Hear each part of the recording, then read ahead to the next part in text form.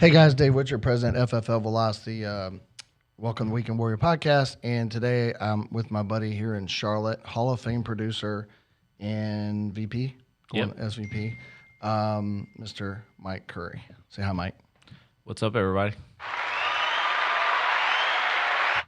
So, Mike, the thing we're talking about today is telesales, right? And I think there's live transfers, there's all different ways of doing it, I guess, in different companies and whatnot. But I wanted you to talk about what you've done and I guess start from like kind of the beginning of what you did. I mean, you wrote Hall of Fame last year. I don't think you did any of those, right? Mm-mm. So talk about that a little bit, and then just talk about that transition and what that looks like for you. Yeah, no, absolutely. And again, I appreciate you having me on today. So, last year, obviously, I started December 2020. All of 2021 was in the home. I maybe have, did one or two over the phone, with people that just, you're not coming to my house type deal. But yeah, everything was in the home. Come right around into January, or actually it was kind of a little bit after convention. I had kind of come to a point where I was so I was doing a lot of mini travel trips, and the gas started to get, $4 plus. And, I drive a big truck, and, it's usually, if I'm traveling 3 hours one way, and anyway, it come to about $500, $600, $700 a week in gas. So, all I heard was, hey, you had to buy more leads for telesales. And I'm like, well, I'm already spending an extra $5 to $1,000 on gas. I could just transition into leads if needed. And I had this batch of leads that I bought up north, up in Michigan, that I was planning to do a travel trip with. And anyway, long story short, you were in the office one day, and it put me in a situation on Tuesday where I was going to, I had to do something, right? Because I didn't book appointments on Monday. So I called that mid-morning and decided to book some afternoon appointments, evening appointments. And what I found was it was like super easy to call them up and just tell them that I need to run through the information with them. It takes 15, 20 minutes over the phone. What time you get off work? They'd tell you, you book it, and then, most of them answered, because most of them, everyone wants the information, but most of them, you're taking the path of the least resistance. So what I found was, as I started doing that, those 2 days I helped 15 families, and come back the following week, I was like, well, I'm just going to do it again. I helped 47 in 5 days.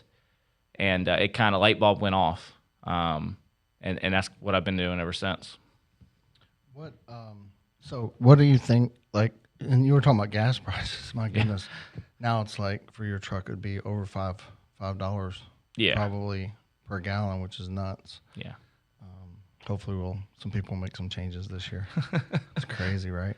But hey, so that saved you some money there. I mean, not that, that's a reason necessarily, but it worked out that way, right? Yeah, for sure. What do you think you're averaging a week since you've done that, 10 or more? You think? Yeah, it's 10 or more. Yeah. Yeah. What if there's an obstacle? So like somebody's thinking about, would you recommend them just go wholeheartedly in, or do you think it's just? I mean, can it be for everybody? I mean, some people like some people struggle with the phone, and that's okay, but they could probably work through it. But what would you say, like a hybrid approach to begin with to make sure they get it, or what would you think?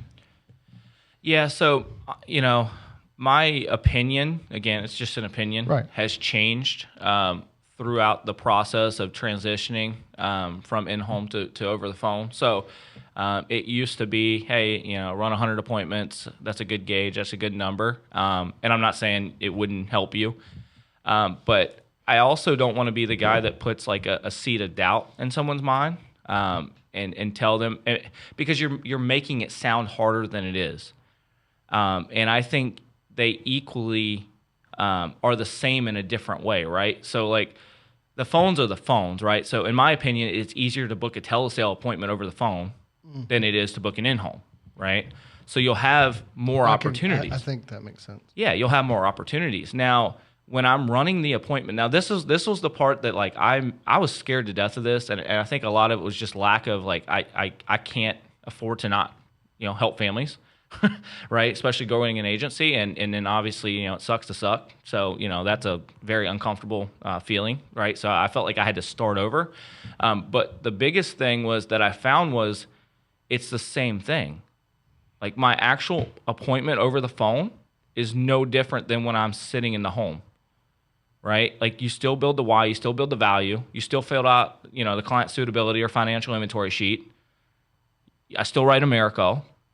And you're doing this over the phone. No I'm doing Zoom, it over the right? phone. Yeah, it's not Yeah, Zoom, no right? Zoom.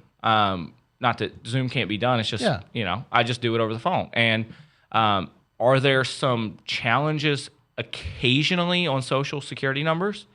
Yeah.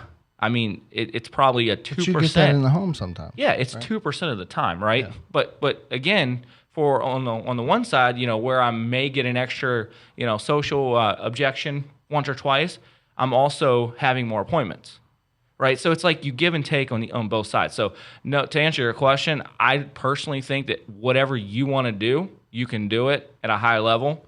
Because we have the system for both, whichever one you want to do. Now, don't go into telesales to get out of work, right? Because it does take a little bit more discipline to sit at your desk all day. Whereas when you book appointments, you're in the field, you're driving, you're going house to house, right? So you kind of have to go. But that was the only real challenge, was just overcoming, the discipline of like tomorrow's a new day. There's nothing on my schedule tomorrow. I create my schedule tomorrow morning. That was it. Yeah, that's different for sure. And I know I like being in the home, so I understand that. And it might be more of a challenge for someone like myself who's has to sit that long. But it's fascinating to me, really, to be honest with you. And what are any challenges that someone might in the very beginning come across and how you overcame those, if there are any? Yeah. So I think so a lot of the challenges can be easily conquered by getting on live dials, right? So our team, we have quite a few people. Brody, Pompey, Joseph Whipple is still in the home actually, but there's quite a few people, Zach Babiars, that we're doing telesales, right? So our live dials, whereas we had it Monday and Thursdays where we would dial book appointments together, right?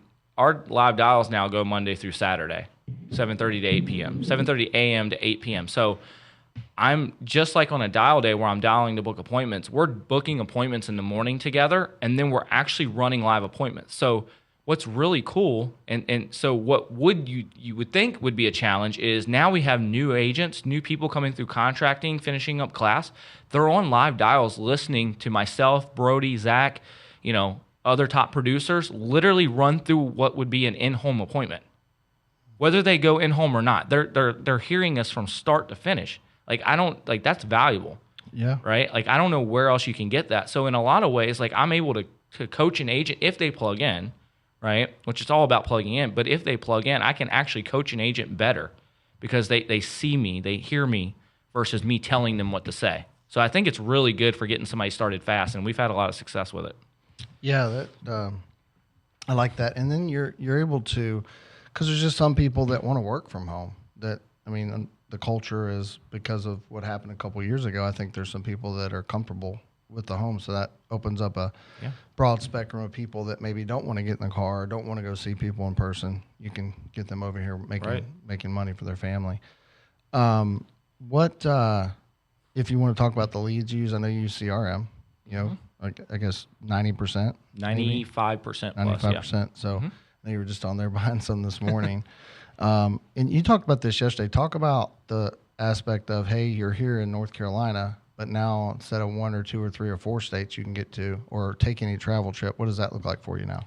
Yeah, so this is amazing. So me and Brody were at the airport. We were coming back from Dallas a couple weeks ago, and I don't know what prompted me to look, but I looked in the CRM. He was actually doing the math. I made a social media image, like a recruiting image for this, but there was 3.9 million leads, and that was May 5th. So as of May 5th, there were 3.9 million leads in the country, and that to me is insane, right?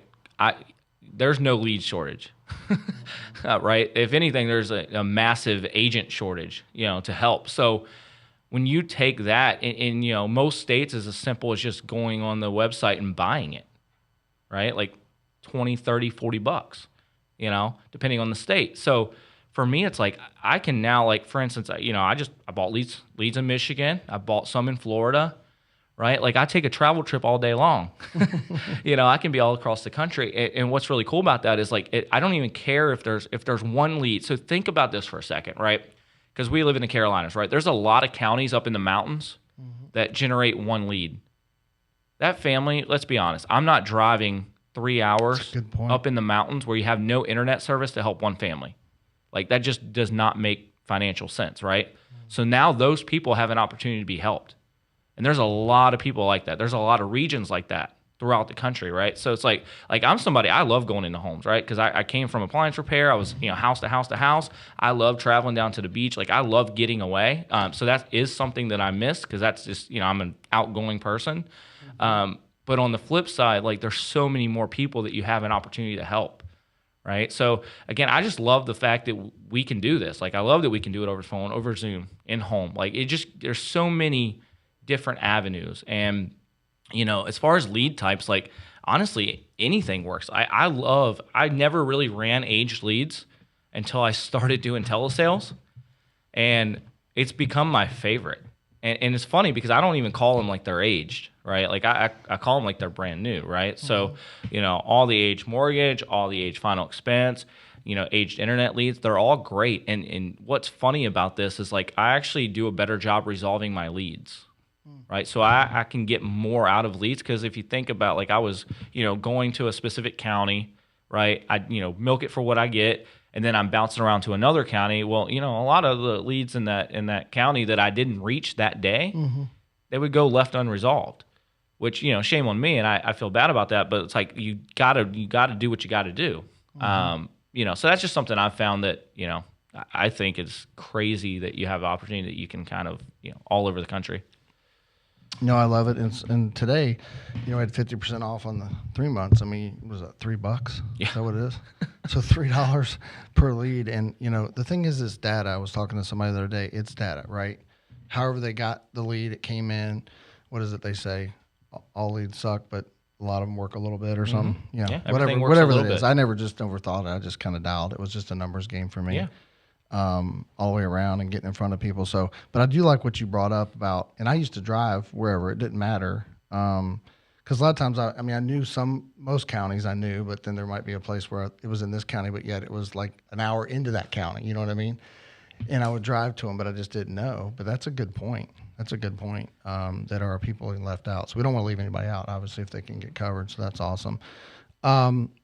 So any other things we kind of wrap up a little bit here? Any techniques or anything small that, because I always like to say small hinges swing big doors, but anything small that maybe somebody might be missing as far as, hey, I want to do the telesales thing that would help them get started doing that. Yeah, I think you just like don't overthink it. Don't be different, right? Especially if you're doing well in the home. Like don't do anything different.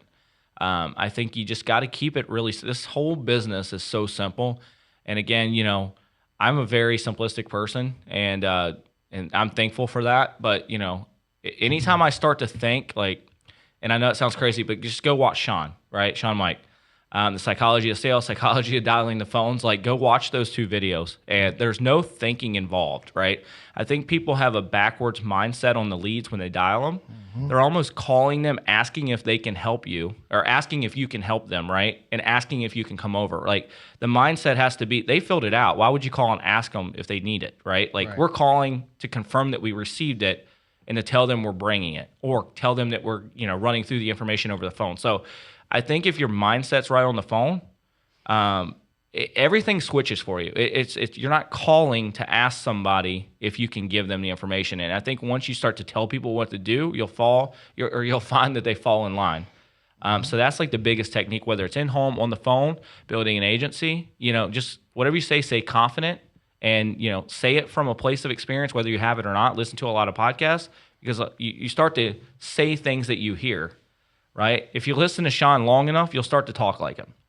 And, that's a guy that I want to become more like. And I love the directness, and, he cares about you, and it's coming from a place of goodness in his heart. So you have to be like that with your clients. And I think that's probably the biggest technique or tip I could give, regardless of in-home, on the phone, building an agency, whatever you do in life, honestly.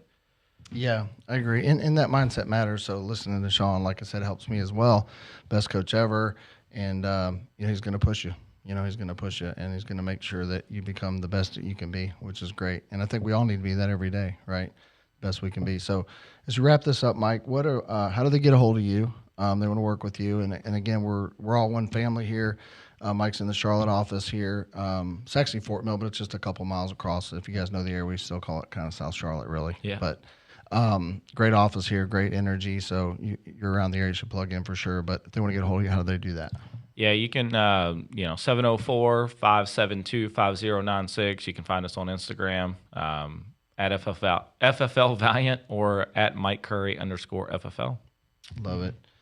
Yeah, and appreciate you guys. Again, make sure you subscribe if you can. Family First Life Velocity on YouTube and follow. And then, of course, at Dave Witchard on Instagram. Really appreciate that. And Mike and these guys and Brody and all these guys down here do a really good job. Robbie Wells in this office. So again, plug in the office, use work spots, get the discounts, but also plug into your team. That's why they're growing the way they are.